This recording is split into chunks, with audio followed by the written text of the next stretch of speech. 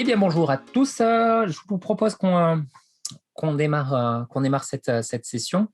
Le but de cette session, c'est collectivement de passer quelques questions. Donc là, ça sera sur le thème plus Product Owner. L'idée, c'est que chaque fois, j'ai prévu quelques questions. J'ai prévu 5-6 questions. C'est que chaque fois, quelqu'un qui se sent inspiré par la question propose une réponse. Et sachant qu'il n'y a pas de bonne ou de mauvaise réponse, ça sera très bien chaque réponse. Et derrière, les gens vont pouvoir, tous les autres qui n'ont pas répondu à la question oralement pourront y répondre via Menti, dans l'idée de vraiment de dire voilà, quelles sont les différentes possibilités de réponse qu'on peut avoir, essayer d'avoir un panel de réponses. Avant qu'on démarre, du coup, je vous invite à aller sur menti.com. Ouais, juste la vidéo, on mettra la vidéo résumée sur YouTube, sur la chaîne d'Agile Tribu. Donc ça, vous la retrouverez. En général, je la mets dans le commentaire aussi dans le Meetup, au pire, si vous ne l'avez pas. Si vous êtes sur Menti, j'en profite pour tester des trucs avec vous, parce que du coup, je n'ai pas tout testé, donc ça sera l'occasion, puis de voir un peu. Donc, il vous propose, si vous êtes sur Menti, il vous propose normalement une petite carte où vous pouvez mettre un joli petit point en fonction d'où vous êtes. Donc, si vous avez des soucis pour connecter à Menti, n'hésitez pas à nous le dire, soit à l'oral ou soit dans le chat. Hop. Hop. On a des Toulousains, beaucoup de Parisiens, forcément. Et on a quelqu'un plutôt, ça a l'air plus côté frontière allemande. Cool. Hop. Super, comme ça me permet de voir en plus. Super, vous êtes à peu près tous sur Menti. Top. Parfait. Juste pour continuer juste à faire connaissance rapidement, savoir un petit peu plus comment vous êtes. Est-ce que vous êtes plutôt côté PO, côté coach Agile, Scrum Master? Quelqu'un s'est mis autre encore. Super. N'hésitez pas à nous dire. Vous pouvez mettre aussi en commentaire du coup. Je sais que savoir la personne qui a mis autre, peut-être plutôt côté dev, fonction support ou autre chose. On a quand même pas mal de gens qui sont plutôt coach Agile ou Scrum Master. Ok, cool. Hop. Ok. Et pour terminer, hop, juste un petit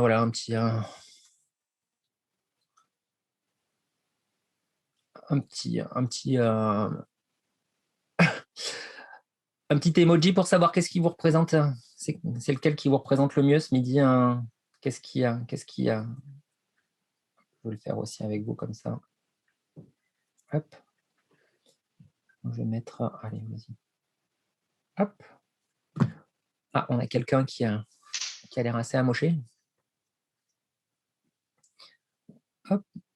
Pas mal. Difficile de trouver le meilleur. J'en ai mis pas mal quand même. Essayer de trouver quel est le meilleur qui vous correspond le plus. Hop. Pour ceux qui nous rejoignent, n'hésitez pas à nous rejoindre sur Menti. Là, on est en phase de warm-up sur Menti, gentiment. Là. N'hésitez pas à nous rejoindre sur le code qui s'affiche à l'écran. Comme ça, vous pourrez participer aussi à toutes les questions, à toutes les différentes questions. Très bien. Super. Dans l'ensemble, on a plutôt des gens qui ont l'air... deux personnes qui c'est un peu plus compliqué. On va y aller doucement du coup. Et hop, parfait. Et juste avant qu'on démarre, éventuellement, vu qu'on va mettre la vidéo, on va la mettre on mettra la vidéo sur YouTube. Éventuellement, si jamais il y en a qui veulent, ce n'est pas une obligation, mais si vous voulez, pour la postérité en plus, pour la postérité, avoir votre tête qui s'affiche, faire juste un petit coucou comme ça pour la postérité, on saura que vous y étiez. Je n'oublie pas. Entreprise, stratégie, produit, orga, plateforme, design. Ok, toi, tu fais un peu tout. Super. Hop, super cool. Ah ben, parfait. Comme ça, pour la postérité, un grand coucou à tout le monde. Et puis voilà, vous n'êtes pas obligé de la garder, surtout si vous êtes en train de manger, parce que c'est l'heure de manger. Donc, sentez-vous libre de ça. Sentez-vous libre de ça. Par contre, éventuellement, si jamais derrière vous voulez répondre aux questions, n'hésitez pas à la remettre. Comme ça sera plus facile. Top, super, je vous remercie. Comme ça, en plus, on aura un petit souvenir. Trop cool. Hop.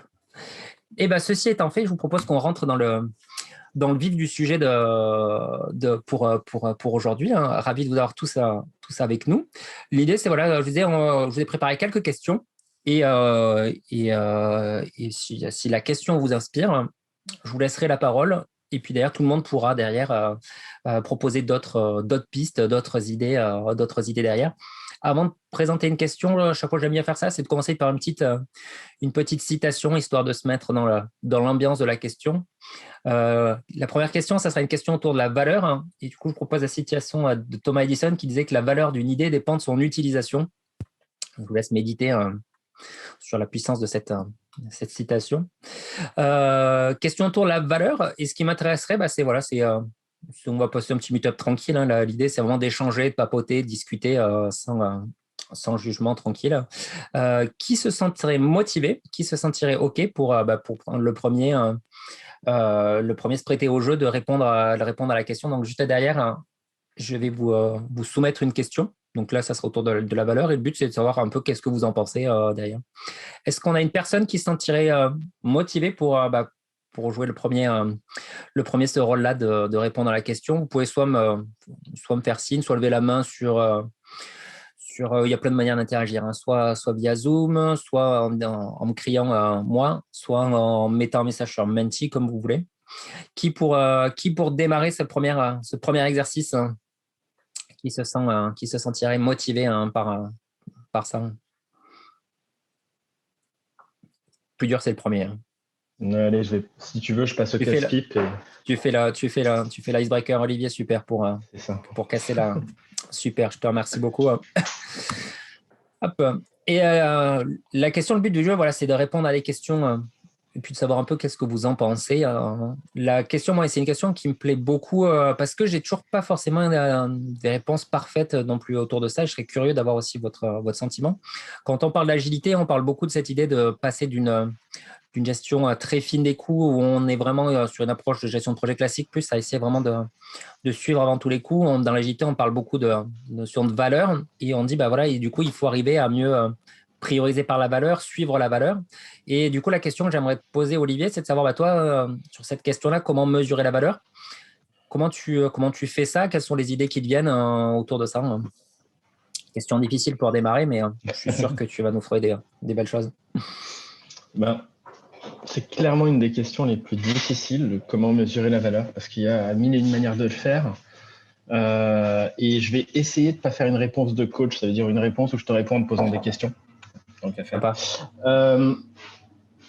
alors, je dirais que ce que j'essaye de cerner, moi, pour définir ma mesure de la valeur, c'est déjà de définir dans quel état est mon produit ou mon entreprise. Est-ce qu'on est sur une phase où on va essayer de découvrir notre market fit? Donc, quel est notre marché? Qu'est-ce qu'on veut faire? Qu'est-ce qu'on veut apporter à des utilisateurs? Est-ce qu'on est dans une phase d'expansion? On va essayer d'avoir, je ne sais pas, plus de ventes, plus d'utilisateurs. Et à partir de là, moi, ce que j'essaye de faire, ce que j'essayerai de faire en tant que personne produit, donc j'inclus product owner, product manager, product, ce que tu veux, c'est d'aller comprendre qui sont mes utilisateurs, qui sont mes bénéficiaires, qui sont mes clients. Et quand je dis clients, c'est à la fois ceux qui payent le produit et ceux qui payent l'équipe de développement, par exemple, ou l'équipe qui est derrière tout ça. Donc d'interviewer un peu tous ces sponsors, me rappeler que mon produit ou ce que je fais, enfin ce qu'on fait au sein de l'équipe, s'inscrit dans une vision d'entreprise qui a peut-être des valeurs, qui a peut-être un positionnement. Et à partir de là, j'essaierai de définir un ou deux critères simples à suivre, parce qu'en avoir 45, c'est pas la peine, qui me permet de suivre cette valeur. Et du coup, comment la mesurer? Pour répondre très concrètement, je vais donner quelques exemples, parce que je ne peux pas te faire une réponse absolue, mais si je suis dans une phase d'acquisition, essayer de mesurer peut-être le nombre d'utilisateurs qui revient tous les mois ou toutes les semaines. Ça dépend de la période de temps. Si je suis sur un site de vente, est-ce que je veux mesurer le panier moyen? Est-ce que je veux mesurer le nombre de ventes? Est-ce que je veux mesurer le temps d'utilisation du site? Voilà. Et petit tips à ce niveau-là, moi, ce que j'aime bien, c'est regarder des exemples d'OKR ou de North Star Metrics. Je ne sais pas si ça va parler à tout le monde, mais en gros, c'est quelle est la seule et unique métrique qu'on aimerait suivre au niveau de notre produit. Pour te donner deux exemples, YouTube, eux, ce qu'ils ont suivi pendant un long moment, c'était le nombre d'heures regardées par jour. Et Uber ou Airbnb, je ne sais plus, c'était le nombre de trafic, enfin de courses bookées. Et en fait, à partir du nombre de courses, derrière, tu as le chiffre d'affaires qui augmente si tu as plus de courses, tu as le nombre d'utilisateurs qui augmente et compagnie. Voilà ma petite réponse, qui est peut-être pas si petite que ça. Top. Donc, du coup, pour restituer, ce que tu proposes, c'est trouver peu de critères, mais quelques critères en fonction de la phase dans laquelle on se situe autour de notre produit. Et tu abordais aussi la question aussi, du coup, alors, du coup, si je peux rebondir avec une toute dernière question, mais tu parlais aussi de la notion d'OKR, de North Star, un peu la métrique, un peu, et savoir un peu concrètement, après, des fois, la difficulté qu'on peut avoir en tant que product owner, c'est dire comment ma contribution, mon produit, ou alors même la petite fonctionnalité que je fais, elle se raccroche à cette valeur-là. C'est des fois là où je trouve que ça devient un petit peu plus compliqué. Est-ce que ça t'inspire quelque chose en plus ou pas forcément Tu n'es pas obligé de répondre, parce que là, c'était la question bonus. Non, mais tu me tends une perche, je suis obligé de la saisir, mais en même temps, j'ai pas envie de faire quelque chose de trop générique. J'ai tendance à dire que si la North Star de l'entreprise, si l'indicateur qu'on suit au niveau de l'entreprise est trop gros ou trop distant de l'équipe, peut-être le décliner au niveau de l'équipe. Bon, c'est une idée. D'accord. C'est de trouver en termes d'équipe, ça, North Star à soi. C'est ça. C'est ça. Et une North Star, pour moi, pour être précis, c'est pas un indicateur qui dure 2 semaines. C'est quelque chose qui va nous suivre sur 6 mois, sur 1 an, quelque chose comme ça. Top. Cool. Merci pour tes réponses, Olivier. Je te remercie de t'être prêté au jeu puis d'avoir lancé le mouvement. Ce que je vous propose d'ailleurs, c'est voilà, on a eu la proposition d'Olivier. Maintenant, sur Menti, ce que vous pouvez faire, donc vous pouvez, ça vous propose. Alors, je détourne une fonctionnalité qui permet de poser des questions normalement, mais c'est la fonctionnalité que je trouve la mieux dans Menti, où vous pouvez à la fois poser vos réponses à vous, et en plus derrière, vous aurez un petit pouce qui vous permet aussi de voter pour les questions des autres pour savoir quelles sont dans les propositions qui sont remontées. L'idée, c'est voilà, j'aimerais vous poser maintenant la question à vous. Sur cette question, c'était voilà, comment mesurer la valeur quand on passe en agilité en tant que product owner. Qu'est-ce que ça vous inspire en plus de ce qu'a dit Olivier? Est-ce que vous avez d'autres propositions, d'autres choses? L'idée, c'est vraiment, sentez-vous libre de dire tout ce qui vous passe par la tête. L'idée, c'est qu'on en profite un peu d'émulsionner un peu et d'avoir aussi vos avis sur cette question-là. Je vous laisse quelques instants pour participer. Pour ceux qui arrivent, qui ne seraient pas encore sur Menti, c'est marqué en haut, il faut aller sur menti.com et saisir le code 96 51 50 47, ce qui vous permet sur un téléphone ou sur un autre onglet là, de pouvoir interagir aussi durant la présentation.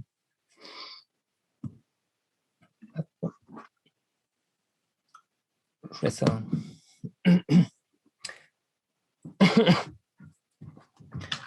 Qu'est-ce que vous inspire cette question autour de la valeur? Est-ce que vous avez d'autres éléments en plus?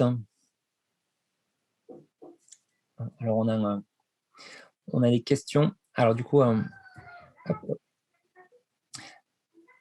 c'est plus des questions que des réponses, mais c'est très bien, ça me va aussi. Est-ce que tu places un indicateur North Star au-dessus des OKR?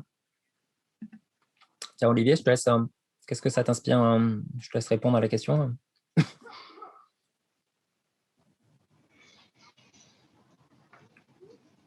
C'est salaud comme question. C'est moi qui l'ai posée, je vais la poser autrement. Enfin, Allez, pas la poser vraiment autrement, c'est déjà qu'est-ce qui distingue? Parce qu'en fait, je connais les OKR, mais je ne connais pas North Star. Déjà, quelle est la différence? C'est pour ça qu'en fait, à partir de là, j'ai posé cette question. Est-ce que North Star est au-delà? Parce que North Star, on comprend bien le sens étymologique ou l'image qui est derrière. Mais par rapport aux OKR, donc ça veut dire que c'est encore au-dessus. Et sinon, qu'est-ce que c'est que pour toi un indicateur North Star?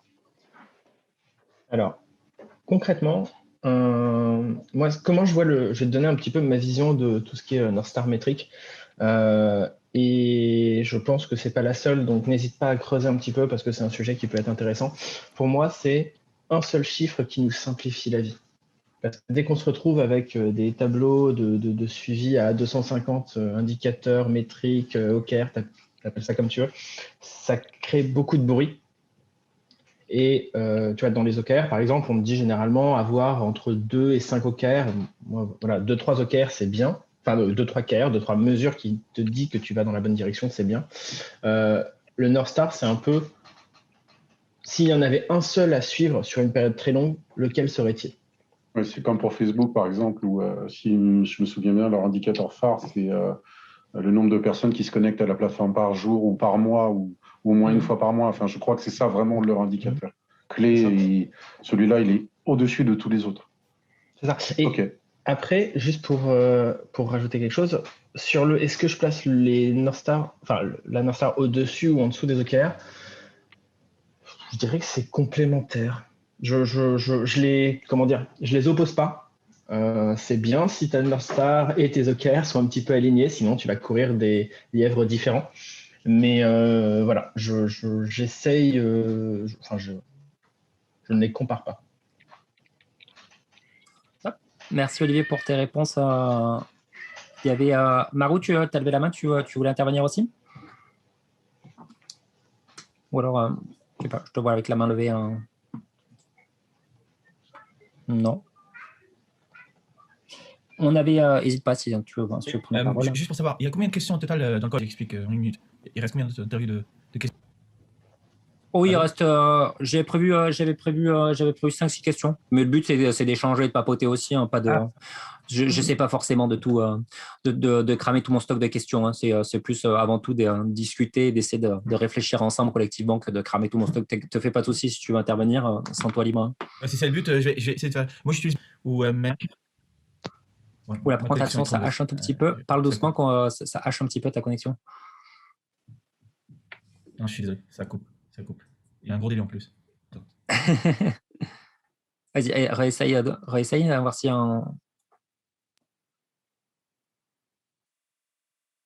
Voilà, j'étais totalement perdu là, du coup, on t'entend pas du tout.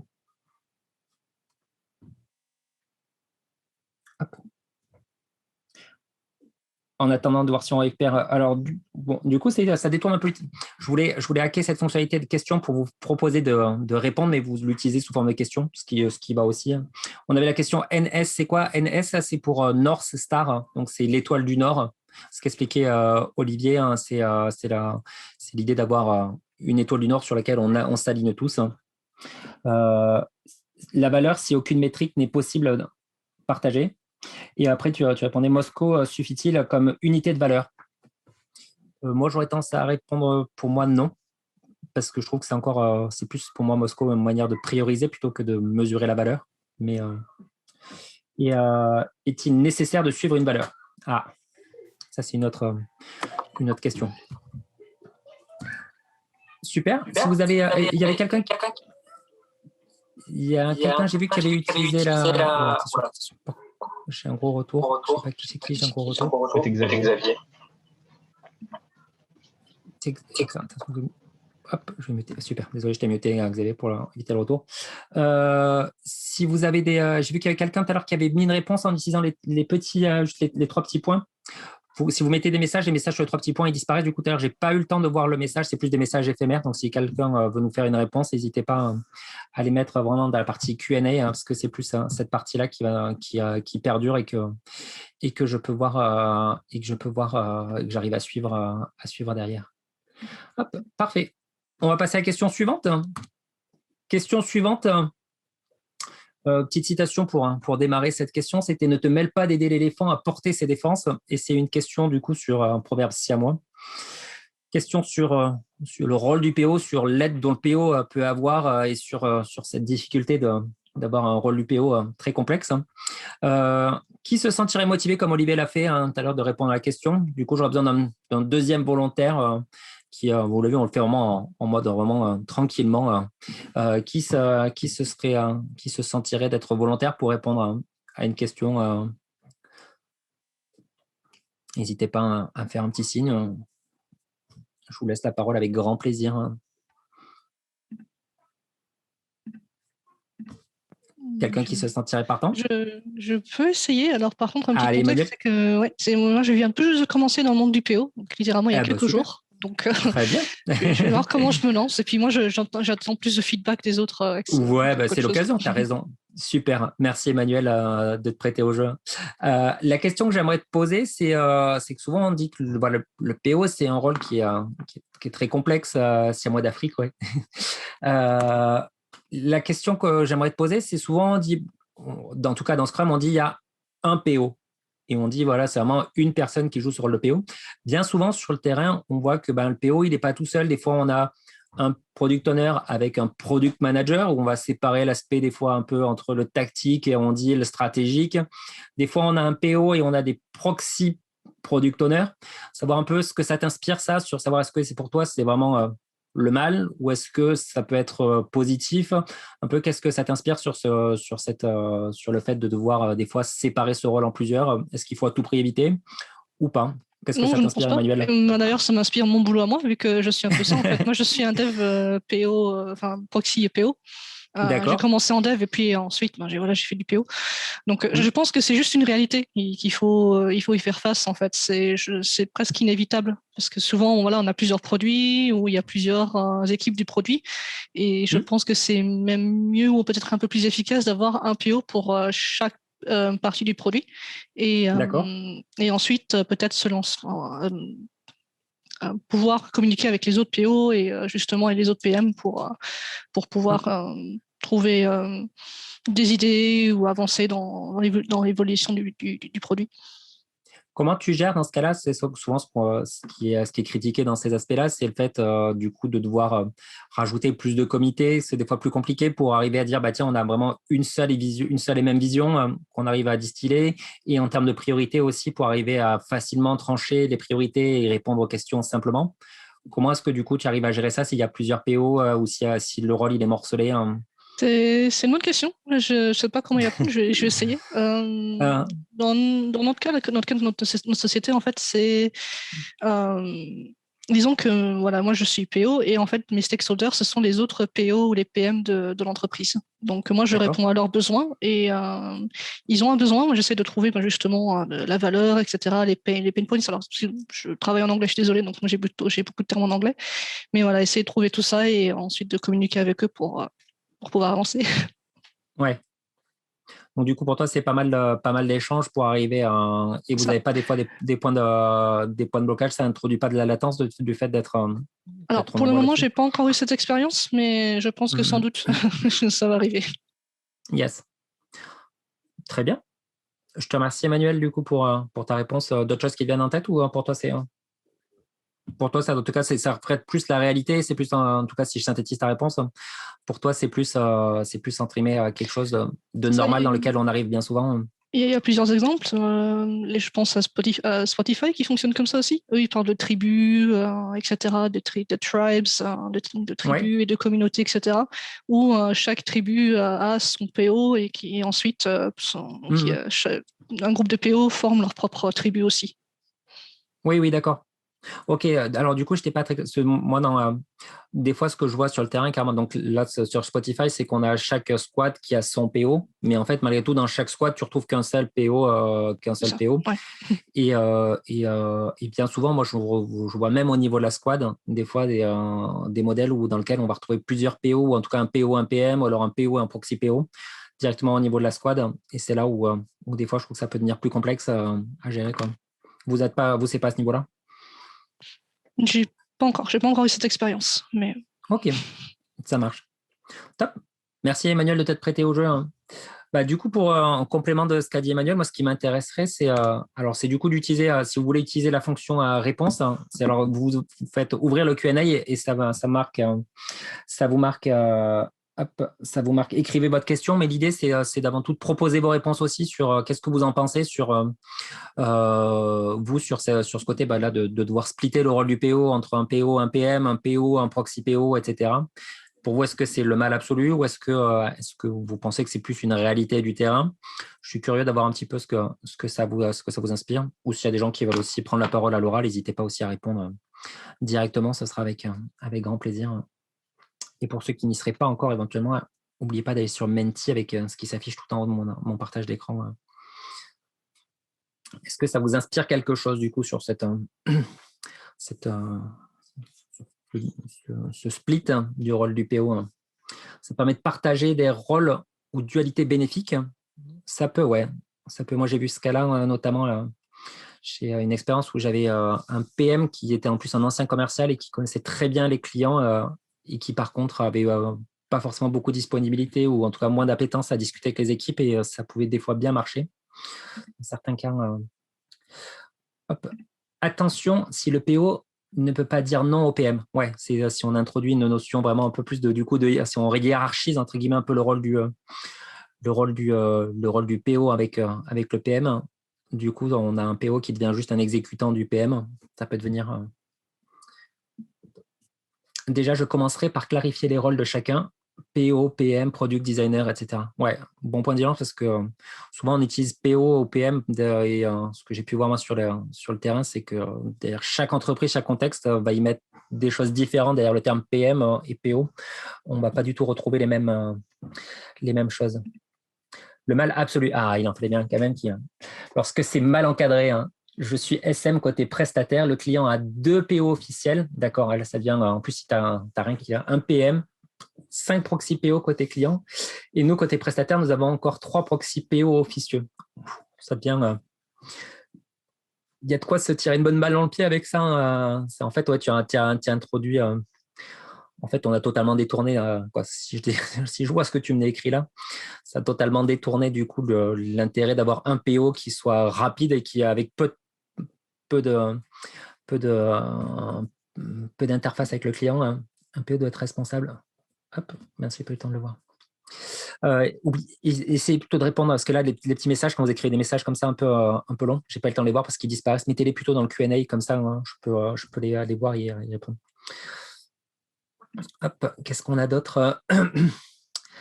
Partage des rôles ou dualité bénéfique, le mal absolu, on l'a vu. Attention, si on peut ne pas dire non PM. Déjà, je commencerai par clarifier. Hop là. 2 rôles très différents, mais complémentaires, surtout pas hiérarchiques. Je peux expliquer. Ouais, est-ce que tu veux du coup, tiens, si tu veux détailler un tout petit peu, avec grand plaisir pour compléter. Je ne sais pas qui m'a mis par contre, mais si la personne qui l'a mis. Je vais tenter le coup avec ma connexion. Si ça coupe, tente Maro. Mais je ne sais pas d'où ça vient. Pourquoi cette confusion sur les PO-PM? Parce que depuis 2014-2015, dans les grosses discussions sur Udacity et sur Safe, même les vieux modèles de Safe, c'était très clair. Le PM, c'est quelqu'un qui est chargé des aspects business, légaux, compétition, tout ce qui n'a rien à voir avec la delivery, ni le design, ni la stratégie du produit pur. Le PO, c'est c'est la phase de la médaille qui est orientée vers le côté delivery, vers l'interne. Le PO, il fait partie de l'équipe. Et un PO, un backlog. On ne peut pas avoir 3 PO et avoir des proxys, c'est une vraie maladie. Ça veut dire qu'on n'a rien compris.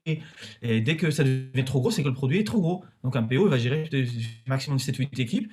Il y a un nombre magique pour les tailles de Team Agile. Bon, c'est vraiment dans le contexte Scrum. Bon, je ne veux pas me limiter à Scrum parce que Scrum, c'est pas forcément c'est pas toute l'agilité, mais bon, il y a un certain nombre, disons entre 3 et 7. Donc, mon chiffre magique, c'est 4,57 à peu près, c'est 5 personnes. Donc, on peut avoir 7-8 équipes si on veut se qualifier, mais un PO. Dès qu'on a plusieurs, c'est-à-dire qu'on a un gros problème. C'est-à-dire qu'il faut chercher les routes causes. On a un gros symptôme, on a un gros problème. Ça ne peut pas marcher. Et si on a commencé à faire des hiérarchies, bonjour le waste, bonjour le until lean et bonjour les handovers, comme tu as dit tout à l'heure. Donc là, ça va partir en. Ouais, et puis, pour le piège, c'est pas hiérarchique, c'est de l'autre côté. Yes. C'est pas côté delivery, c'est côté marché. Le piège pour moi, c'est si tu mets plein de personnes, c'est est-ce que si tu introduis une hiérarchie, si tu introduis plein de passe-plats, et donc du coup, c'est le but du jeu de l'agilité, c'était au contraire de faire des structures qui sont très flattes et qui soient très proches des clients. Et si au contraire, tu multiplies les intermédiaires, c'est là où ça devient dangereux. Après, c'est là où je suis moins forcément fan, c'est au début qui introduisait la notion entre dire vraiment un qui est focus delivery et qui est vraiment… je trouve que cette frontière, en tout cas sur le papier, c'est pas forcément aussi simple que ça de dire il y en a un qui est vraiment centré dans l'équipe delivery et l'autre qui est centré sur l'extérieur. C'est des rôles, c'est des rôles, ça peut être la même personne, mais c'est des rôles. C'est-à-dire que le rôle PM a été inventé pour une raison particulière, c'est que c'était pas avant. Et donc, comme un Scrum Master qui essaie de faire coach, il va jamais y arriver parce qu'il a 200 000 autres trucs à faire. Il va faire un petit peu de coaching à droite, mais ça ne sera pas la même valeur qu'un vrai agile coach, un enterprise coach. Pareil pour le PO. S'il essaie de le faire, moins qu'ils arrivent à se cloner en 3 autres personnes, qui aient tous le même état mémoire dans la tête, ne va pas y arriver. Le PM, il a des fois pas du tout de profil ni design, ni tech, ni même marché. Ça peut être quelqu'un qui connaît juste bien la compétition ou les process sales, ou qui arrive à convaincre les accounts d'acheter. Ils peuvent même rien avoir avec la tech ou rien du tout. C'est de là que Yes. ça vient le PM. Après, ça a été mal compris et on a essayé de le merger avec un PO.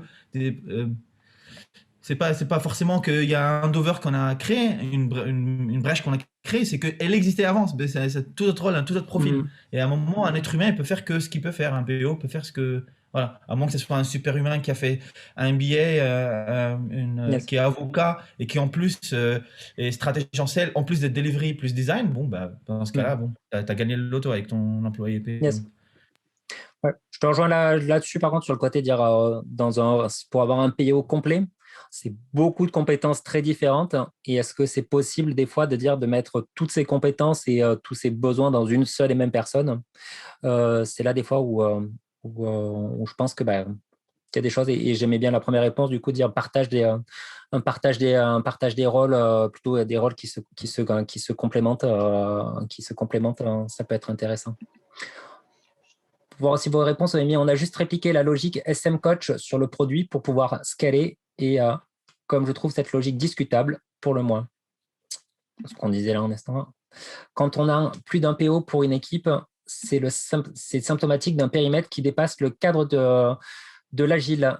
Ça peut être aussi un bon, c'est vrai que ça aussi des fois c'est un bon signal. Des fois je le vois sur le terrain, c'est que c'est pas ce qu'on disait tout à l'heure de dire un besoin d'avoir des gens qui soient polyvalents, c'est plus qu'on a mis beaucoup trop de choses dans une équipe, et donc du coup vu que ça passe pas, on scale autour du rôle du PO, c'est pas forcément une bonne chose.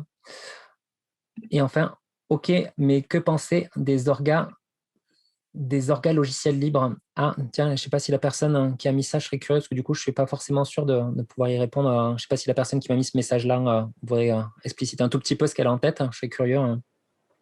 Aujourd'hui, ce qu'on a pu voir sur certaines organisations, c'est que sur des logiciels libres arrivent à évoluer vraiment très rapidement, régulièrement. Il n'y a pas d'organisation à proprement parler, à part quelques reviewers ou des personnes qui vont avoir une double revue sur le code. Et si je préfère, ces API s'enrichissent par la communauté. Donc, on a plutôt une gestion communautaire. D'accord. Mais ça fonctionne avec 5000 personnes en parallèle, tu vois, voire plus. Donc, du coup, et là, nous, on est en train de dire, ouais, il y a 10 PO, il y a 15 développeurs, on s'en sort pas, et l'agile, c'est ses limites. Est-ce que le problème, c'est l'agile? Est-ce que le problème, c'est le nombre? Je suis pas sûr. D'accord. Intéressant, c'est aussi de dire, si on arrive à le faire dans un cadre, qu'est-ce qu'il y a de différent dans ce cadre-là, pourquoi ça peut fonctionner et que ça ne fonctionnerait pas, et qu'on soit obligé de… Est-ce que ça veut dire qu'on attend des fois du product owner trop de choses et d'être imprimé trop à nourrir la petite cuillère dans certains cas, et du coup, ce qui fait que du coup, on a besoin de démultiplier ce rôle-là. Intéressant. Je te remercie pour ton feedback. Effectivement, on va être dans les cadres qu'on a explicités ou que les gens ont nommés avant. On est dans des cadres, dans des organisations qui ne sont pas de base avec une ADN agile, autoporteuse. Voilà. Et on est plutôt dans des cultures qui ressemblent plus à du command control, où on veut contrôler, et on va mettre de plus en plus de gens pour contrôler. Très bien. Olivier, tu voulais rajouter quelque chose? Par rapport à ça et par rapport à notre truc, là-dessus, j'aime beaucoup ton exemple, Yannick, mais je pense qu'il y a peut-être un petit critère, peut-être une petite limite, c'est que dans le logiciel libre, tu es sur une logique de contributeur, et il n'y a pas vraiment de lien de subordination à une entreprise. C'est-à-dire que concrètement, si le groupe veut développer ou veut écrire un article sur Wikipédia, mais que moi, ça ne m'intéresse pas, en fait, je ne le fais pas. Je contribue à autre chose. Et je pense que dans le logiciel libre et dans toutes les initiatives qui sont extrêmement décentralisées comme ça, tu as une diversité d'opportunités à laquelle tu peux contribuer, qui fait que tu vas te caler plus sur les choses qui te plaisent que sur ce qu'une entité a dit qu'il fallait faire. Je suis d'accord, mais du coup, qu'est-ce qui nous empêche de faire des entités un peu typées comme ça, où les gens se positionnent là où ils ont envie de se positionner? C'est pour ça que je dis qu'en réalité, ce qu'on retrouve, c'est les stigmates d'une organisation qui ne fonctionne pas. Ou qui ne fonctionne plus aujourd'hui, en tout cas. Ou qui ont du mal à fonctionner. Attention, oui, je suis un peu trop extrémiste, je pense, dans mon propos. Ça continue à fonctionner et survivre. Donc, c'est que c'est pas si mal, en réalité. Mais que le pas si mal est une bonne raison.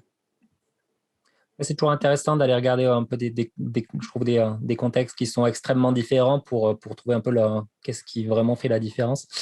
J'avais pas vu, dans les messages, on avait Yves qui disait ou trois produits, 3 PO plus 1 pour les gouverner tous. On revient sur cette. C'est vrai que dans le Seigneur des Anneaux, il y a qu'un seul anneau au final. Est-ce que le plus 1, ce serait le PM? Donc, est-ce que la distinction, c'est aussi plus pour avoir le côté sur la stratégie globale? J'ai un exemple chez mon client actuel où les PM avec qui je travaille sont au service des PO et au service de la direction.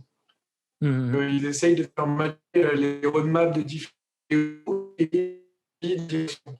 Et ils ne sont pas en mode command control, et plutôt en mode facilitateur et compréhension pour essayer d'aider tout le monde à aller dans deux mondes totalement différents, la production et la direction. Et on en a qui font le job et il y en a qui voient l'avenir. Et du coup, souvent quand tu vois l'avenir, le mot d'ordre, c'est être loin devant. Et toujours plus loin, et toujours plus. Voilà. Du coup, c'est les PM dans mon cadre à moi sont des PM que j'aime bien et qui, entre guillemets, je ne vais pas dire de grossièreté, ont beaucoup de mal à faire leur job parce que justement, c'est en mode facilitateur et non pas commande contrôle. Yes, intéressant. Je ne vais pas lire tous les messages dans le chat parce que du coup, on est arrivé sur la notion du seigneur des PO. Donc, du coup, je pense qu'on va un petit peu trop loin, mais je valide. Je vous propose qu'on… Hop, je crois qu'il y avait juste un dernier message. Oui, vas-y. Vas-y, je te laisse lire le dernier message. Après, j'ai une petite ouverture si tu veux. Oui, mince, je suis d'accord avec…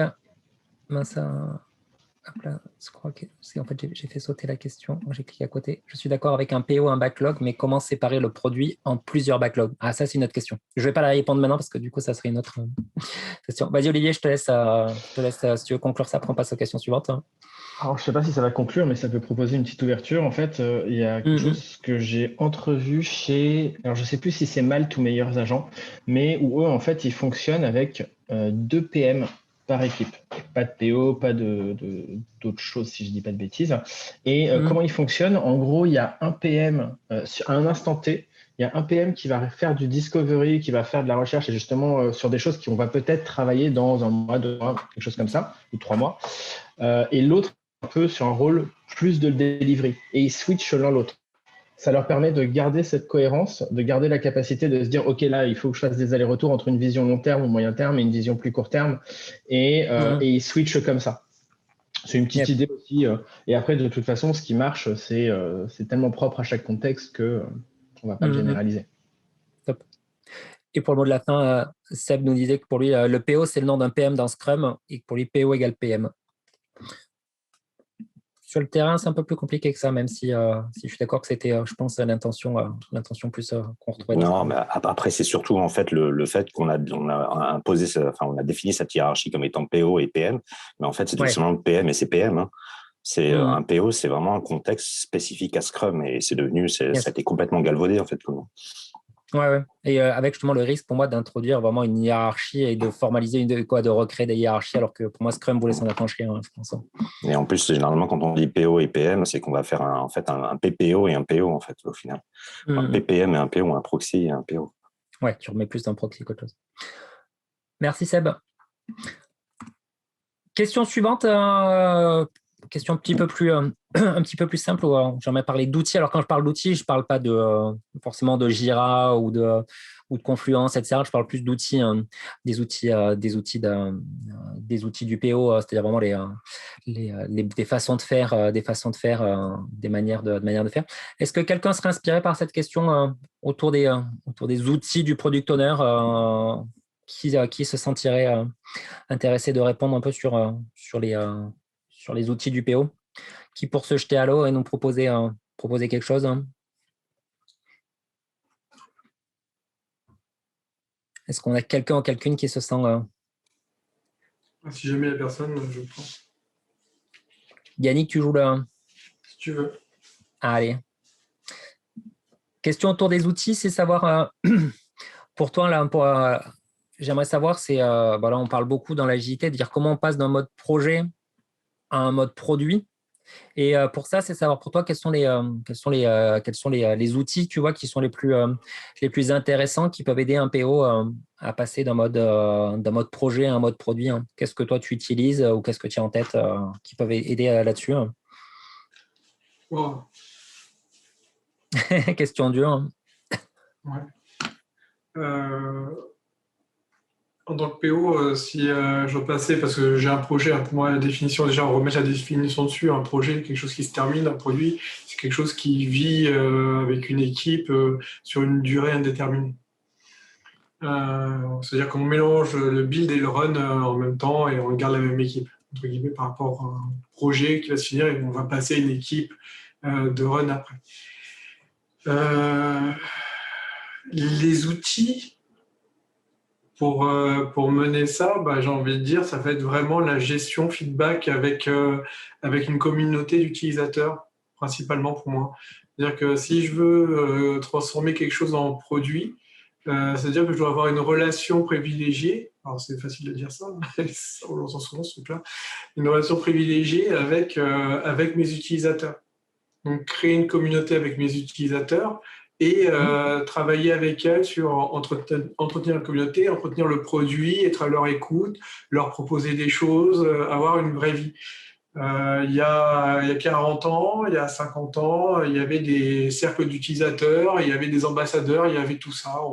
On l'a perdu à un moment donné avec la spécialisation des entreprises et la segmentation. Et du coup, aujourd'hui, on est en train de voir que ouais, c'est bien de le faire. Il y a des boîtes qui font payer très cher leur tour des tables rondes, des choses comme ça, ou des tests utilisateurs. Mais pour moi, ça fait partie du métier du PO d'avoir une communauté. Et à partir de là, pour moi, c'est le meilleur outil pour faire vivre un produit. D'accord. Donc, pour toi, la clé, c'est vraiment autour de comment tu te rapproches de tes utilisateurs et comment, du coup, tu crées des communautés autour de tes utilisateurs pour vraiment essayer de te rapprocher d'eux au plus. Hein. Être proche de ses utilisateurs et avoir des interactions régulières avec eux. Après, est-ce que c'est une communauté ou autre? C'est peut-être un grand mot, une communauté. Hein, pour le coup. Ouais. Top. Très bien. Est-ce que vous avez alors du coup, je vois qu'il y a sur le chat à côté, là, sur Zoom, on est sur des discussions enflammées autour du coup sur le rôle du PO. Je vois que ça fait pas mal réagir sur qu'est-ce qu'on y met derrière le mot PO. Je vous encourage à vous jeter un petit coup d'œil. Ça n'a pas beaucoup bougé, mais ça a très légèrement bougé dans le dynamic Scrum aussi. Sur la vision en tout cas de Scrum, c'est Scrum, c'est vrai qui a vraiment formalisé ce terme de product owner qui a depuis été un peu rattrapé un peu de partout dans toutes les autres approches agiles, mais en tout cas sur revenir aux bases. En plus de ce qu'a dit Yannick, donc sur cette idée de comment créer des communautés d'utilisateurs, pour vous, c'est quoi pour vous des bons outils, ceux que vous préférez utiliser pour essayer de bifurquer en mode produit? Pendant que vous rajoutez vos propositions, hein, je sais que moi typiquement, ce que j'utilise le plus, moi, c'est la vision, les personas et le story mapping. Ça fait partie de 3 outils que je trouve un peu clés qui aident vraiment je trouve sur le terrain les PO à essayer de penser différemment et de sortir d'un mode où je réalise une spec et un mode plus où du coup j'essaie de plus me focaliser sur la dimension produit. Je ne sais pas si vous en avez d'autres, quels sont vos outils préférés ou ceux qui pour vous ont le plus d'impact pour essayer de passer en mode produit. Hein. Je serais curieux éventuellement de savoir ceux qui pour vous ont le plus d'intérêt ou que vous préférez. N'hésitez pas du coup à laisser un petit message dans le Q&A pour échanger. Ça m'intéresse. Il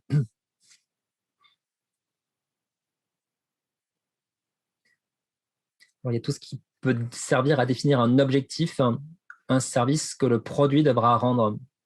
Il y a des exemples concrets qui viennent en tête autour de ça, justement, sur ce qui permet de définir un objectif. Est-ce que tu as des... Ouais, c'est Faro, bonjour à tous. Pardon, j'ai un peu enroué.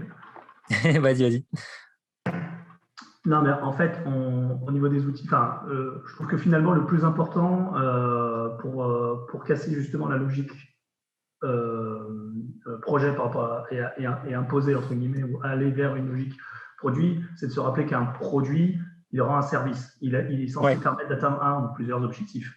Et je trouve que, en fait, quand j'ai parlé d'objectifs de produit, finalement, je fais référence au Scrum Guide 2020. Tu parlais de la vision, mais souvent, ce qui manque, c'est une vision. En fait, on utilise, alors particulièrement Scrum, mais parfois d'autres pratiques agiles, pour faire de la catapulte à delivery et aller chercher finalement de la capacité à livrer et non pas livrer quelque chose de correct, intéressant, de positif. Donc l'approche throughput plutôt qu'outcome. Ouais. Voilà, donc après, au niveau des outils, oui, je suis d'accord avec toi, c'est tout ce qui va permettre de grosser la vision. Moi, j'utilise effectivement beaucoup les story mapping.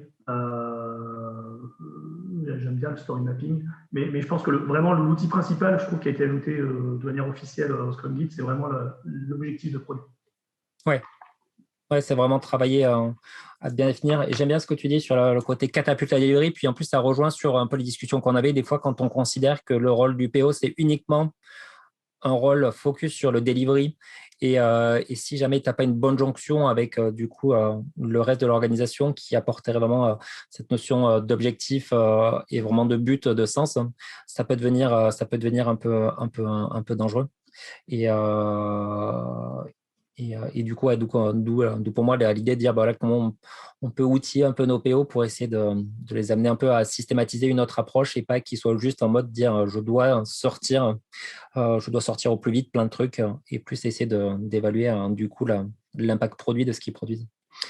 Top. Merci Farouk pour ton corps. On avait aussi donc tout ce qui peut on a les mesures d'impact impact market, les UX bien sûr. Et on avait Alberto Divenstorming a fait un article pour lier team topologie et DDD. C'était intéressant pour voir comment tu peux séparer des équipes. Ah tiens, je serais curieux du coup si la personne qui a mis ça voudrait bien nous mettre je ne l'ai pas vu celui-là, donc je serais partant si tu l'as sous le coude de nous le mettre dans le chat, puis moi je le mettrai dans le. Je retrouve ça. Volontiers comme ça. Je le remettrai sur le lien sur le meetup. Top. Et pour finir, je vous propose une dernière question. Une dernière question. La question, c'est tiens, cette situation-là, j'étais inspiré quand j'ai quoi de plus affligeant que les mois génitales, les conducteurs démarrent au feu. C'est une question autour du démarrage. Comment on démarre en agile. Est-ce que quelqu'un serait motivé pour répondre à une question autour de comment on démarre en agilité Ouais, Olivier, c'était du coup ça allait. J'étais j'avais un peu. Qui pourra pour conclure cette session et pour nous faire une petite proposition autour de comment on démarre un produit en agile. Est-ce que quelqu'un se sent motivé pour nous faire une petite proposition autour de ça?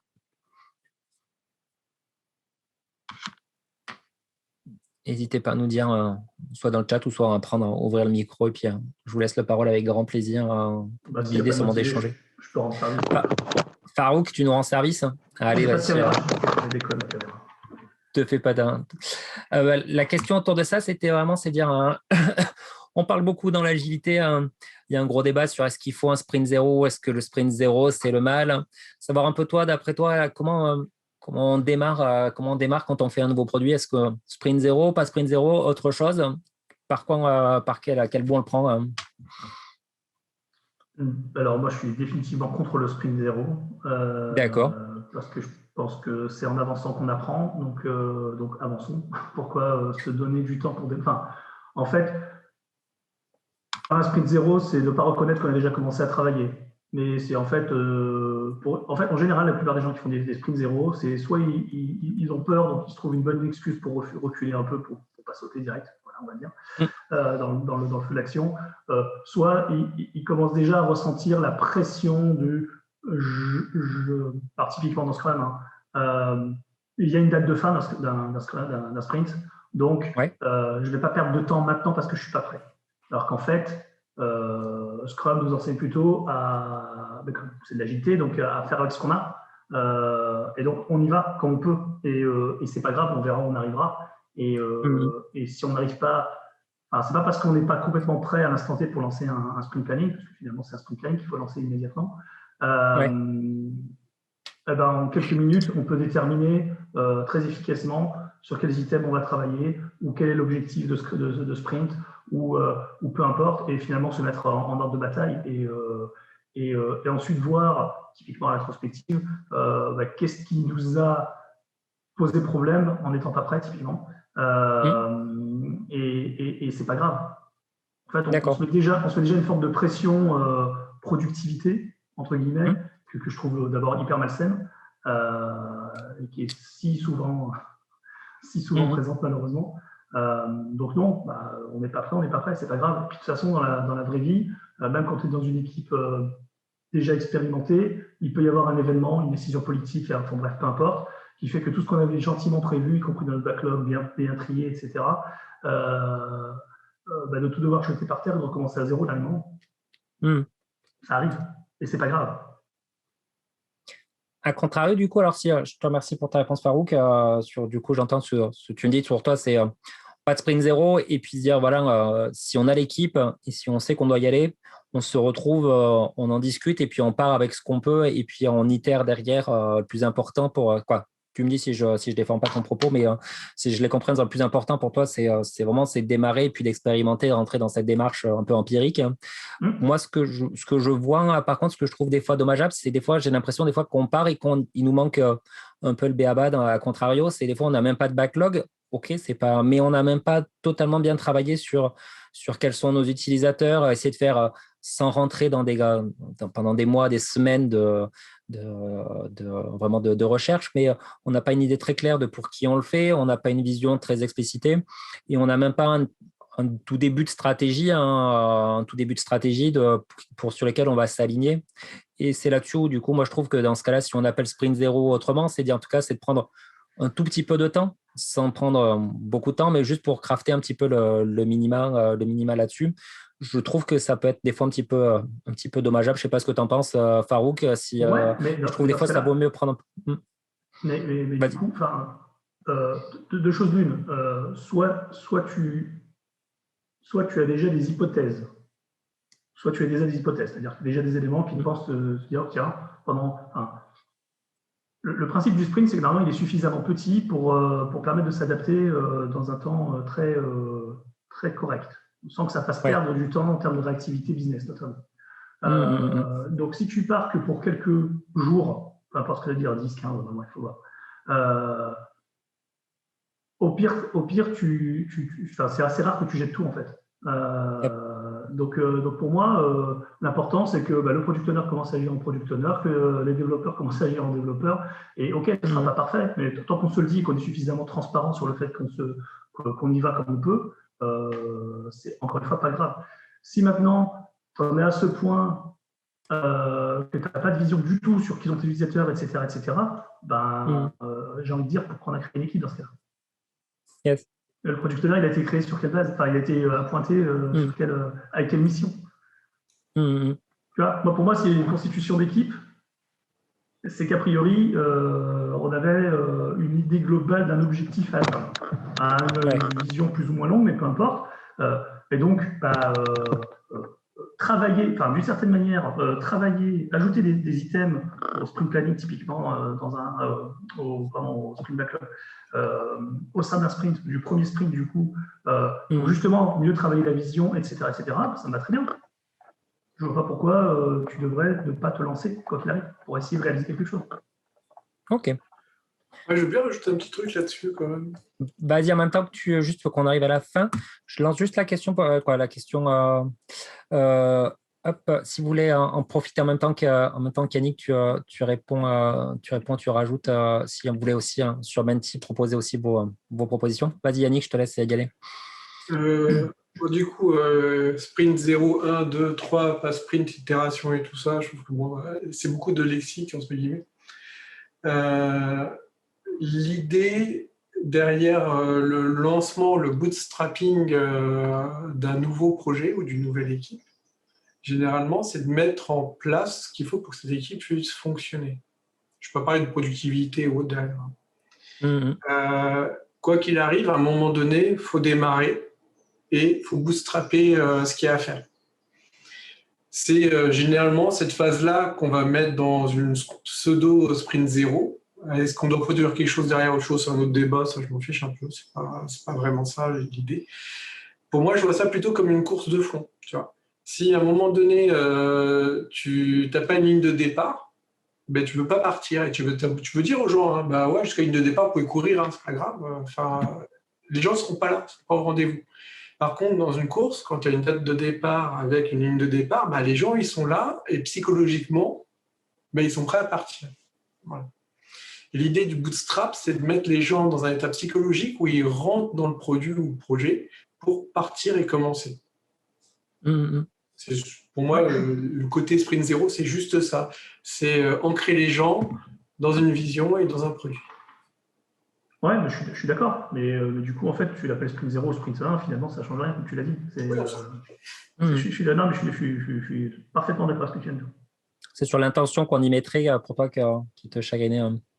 Top. Merci merci à ce qu'on arrive sur la fin. Puis je pense que du coup, tout le monde va filer. Juste avant que tout le monde file, Seb nous relayait aussi l'idée de voir le cadrage agile.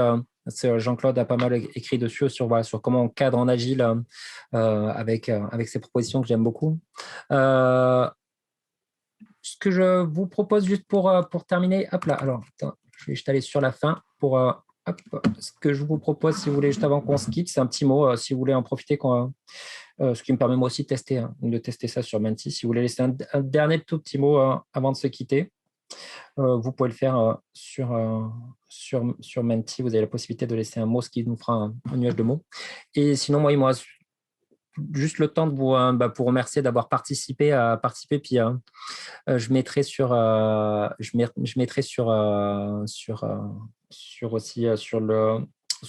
le YouTube d'Agile Tribu, je mettrai la vidéo récapitulative de nos échanges, comme ça, si vous voulez revoir ça. Puis je mettrai aussi dans le Meetup les liens qui ont été postés dans le chat pour vous puissiez aller jeter un petit coup d'œil en plus.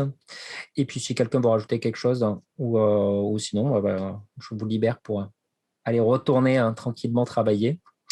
Et puis, il ne me reste plus qu'à vous remercier aussi pour votre participation, d'avoir joué le jeu. C'était chouette. Et puis, voilà. Au plaisir de vous retrouver d'ici peu, j'espère. En vrai, ça serait mieux, mais au moins à distance. Des bisous à tout le monde. Merci à tous, c'était super. À très bientôt. Hop. Merci Farouk d'avoir participé aussi. Salut à tous. Merci. Merci, au revoir. Salut. Ciao, ciao.